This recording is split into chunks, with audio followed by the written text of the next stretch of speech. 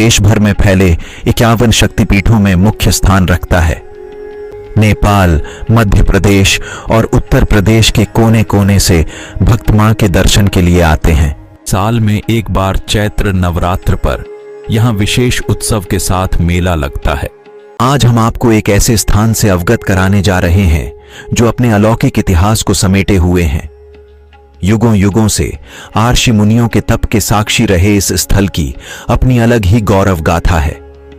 उत्तर प्रदेश के जनपद बलरामपुर की तहसील तुलसीपुर नगर से 1500 मीटर की दूरी पर सिरिया नाले के पूर्वी तट पर स्थित सुप्रसिद्ध सिद्ध शक्तिपीठ मां पाटेश्वरी का देवी पाटन मंदिर स्थित है, जो देश भर में फैले 51 शक्तिपीठों में मुख्य स्थान रखता है। ऐतिहासिक देवी पाटन मंदिर में मां पाटेश्वरी के दर्शन के लिए नेपाल और दूर दराज से आने वाले लाखों श्रद्धालुओं का तांता लगा रहता है। नेपाल, मध्य प्रदेश और उत्तर प्रदेश के कोने कोने से भक्त मां के दर्शन के लिए आते हैं। यह मंदिर भगवान शिव और माता सती के प्रेम का प्रतीक स्वरूप है।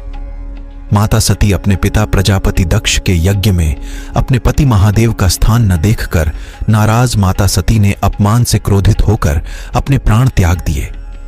इस घटना से क्षुब्ध होकर महादेव ने प्रजापति दक्ष के यज्ञ को नष्ट कर माता सती के शव को अपने कंधे पर रखकर तीनों लोक में घूमने लगे, जिस कारण से संसार चक्र में व्यवधान उत्पन्न हो गया। तब भगवान विष्णु ने माता सती के शव के विभिन्न अंगों को सुदर्शन चक्र से काटकर भारत के भिन्न भिन्न स्थानों पर गिरा दिया।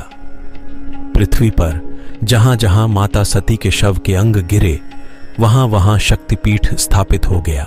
सती का वाम स्कंध पाटंबर अंग यहां आकर गिरा था, इसलिए यह स्थान देवी पाटन के नाम से प्रसिद्ध है। यहीं भगवान शिव की आज्ञा से महायोगी गुरु गोरखनाथ ने सर्वप्रथम देवी की पूजा अर्चना के लिए एक मठ का निर्माण कराकर स्वयं लंबे समय तक जगत जननी मां पाटेश्वरी की पूजा करते हुए साधनारत रहे। इस प्रकार यह स्थान सिद्ध शक्तिपीठ के साथ साथ योगपीठ भी है। देवी पाटन की देवी का दूसरा नाम पातालेश्वरी देवी के रूप में प्राप्त होता है।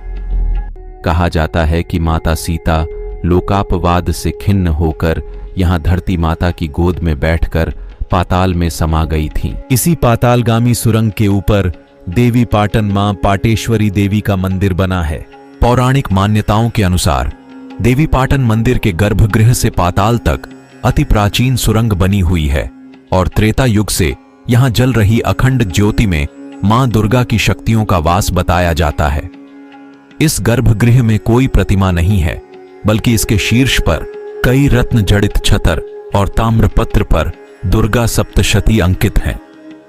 इसके साथ ही साल में एक बार चैत्र नवरात्र पर यहां विशेष उत्सव के साथ मेला लगता है। इस समय माता के दर्शनार्थियों की विशाल भीड़ आती है। मंदिर के उत्तर में सूर्य कुंड है। जनश्रुति के अनुसार महाभारत कालीन सूर्यपुत्र महारथी कर्ण ने यहां परशुराम से धनुर्वेद की शिक्षा ली थी। ऐसी मान्यता है कि इस जलकुंड में स्नान करने से कुष्ठ रोग तथा चर्म रोग ठीक हो जाते हैं।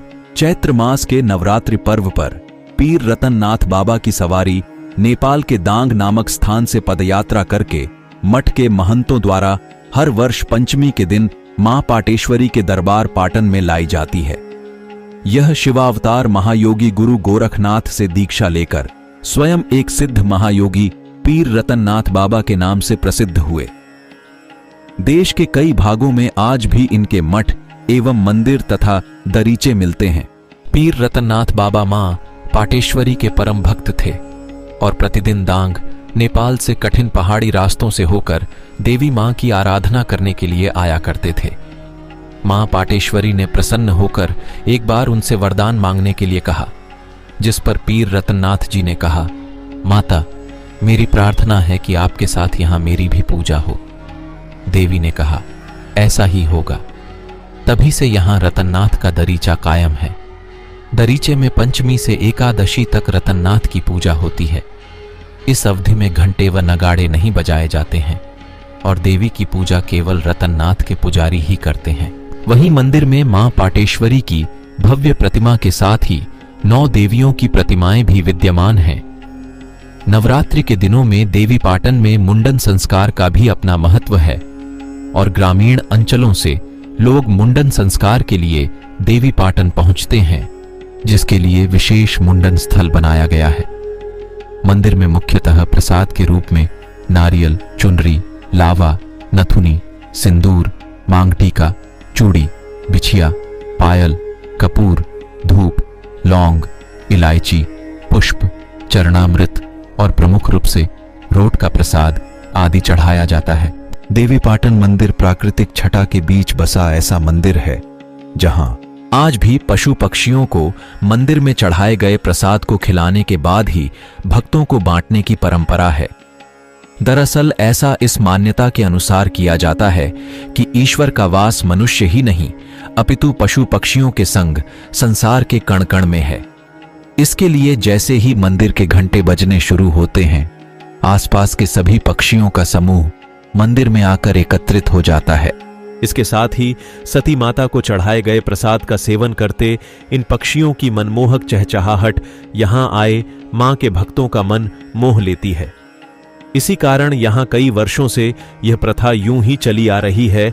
यहां एक दिलचस्प तथ्य यह भी है कि उत्तर प्रदेश के मुख्यमंत्री योगी आदित्यनाथ जी देवीपाटन मंदिर के मुख्य संरक्षक बताए जाते हैं और योगी जी का गौ माता व अन्य पशु पक्षियों के प्रति प्रेम तो जग जाहिर है। इसी कारण मंदिर परिसर में गौशाला, पक्षियों के लिए घरौंदे बने हैं व अन्य जानवरों के लिए शरणालय भी हैं। वहीं कई भक्त यहां आकर पशु सेवा का पुण्य भी प्राप्त करते हैं। दोस्तों, आज के वीडियो में बस इतना ही। अगर वीडियो आपको पसंद आया हो तो लाइक करें और ऐसे ही इंफॉर्मेटिव वीडियो देखने के लिए चैनल को सब्सक्राइब करें।